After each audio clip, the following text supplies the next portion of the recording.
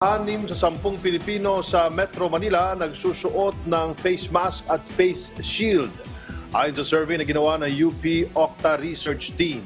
Senador Bongo nanawagan naman ng tuloy-tuloy na pamimigay ng face masks at face shield para sa mga nangangailangan.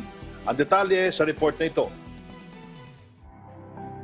6 sa bawat 10 Pinoy sa Metro Manila ang hindi nakakalimutang magsuot ng face mask at face shield kapag lumalabas na sila ng kanilang bahay. Batay ito sa isinagawang survey ng UP Octa Research kamakailan. Kaya naman kahit na magmukhang sirang plaka na paulit-ulit na lang, hindi pa rin tumitigil ang Duterte administration sa pagpapaalala sa mga residente, hindi lang sa Metro Manila, na ugaliing magsuot ng face mask. At ngayon obligado na rin gumamit ng face shield kapag nasa pampublikong lugar.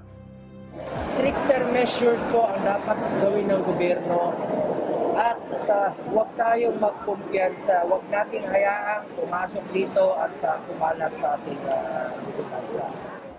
Pero batid ni Senador Bongo na maraming Pinoy, lalo na ang mga pinakamahihirap, na mas prioridad ang laman ng sikmura imbes na bumili pa ng face mask at face shield.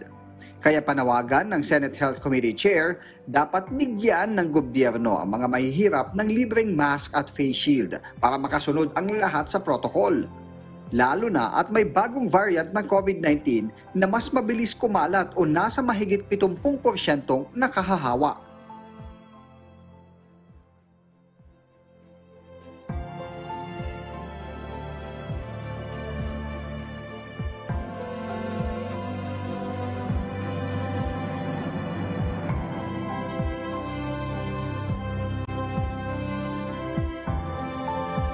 Sa tuwing binibisita ng senador ang mga nasunugan ng bahay, mga naapektuhan ng kalamidad at iba pang dumanas ng hirap sa buhay, ay kasamang pinamimigay nito ang mga face mask at face shield.